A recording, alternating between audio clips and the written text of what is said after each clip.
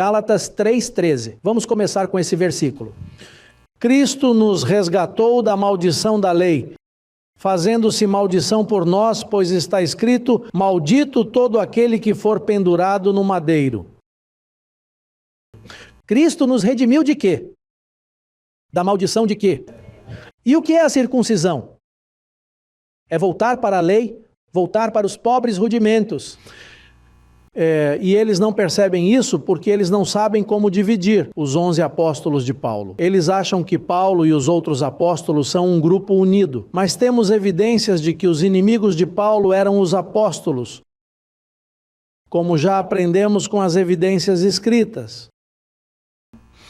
Agora vamos ensinar alguns erros e depois passar para outros e seguir adiante, mas o primeiro que vamos analisar é o seguinte: eles acreditam no batismo em água.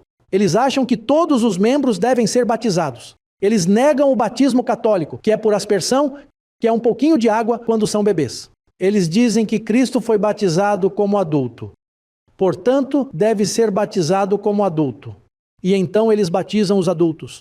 No entanto, há instruções para nós, os gentios, encontradas em 1ª Carta aos Coríntios, capítulo 1, versículo 17. Veja o que disse o primeiro cristão.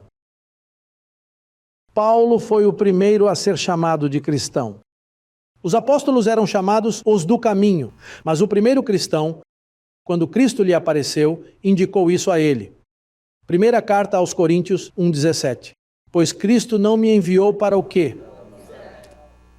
Mas para pregar o evangelho, não com sabedoria de palavras, para que a cruz de Cristo não se torne sem efeito. Então, o que Cristo disse a Paulo?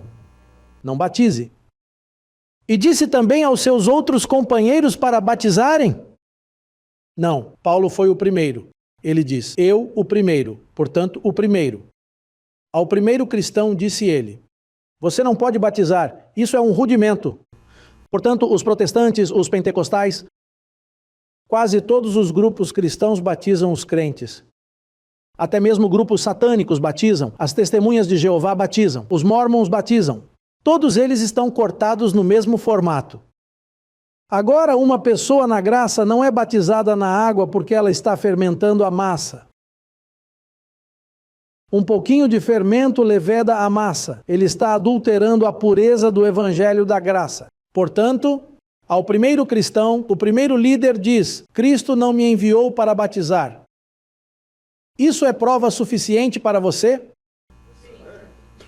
Sim, em Hebreus 6:1, para aqueles que estão ouvindo, para que possam ver depois, diz: deixando já os rudimentos da doutrina de Cristo, a doutrina dos batismos, quando o batismo na água foi substituído pelo batismo em sua morte.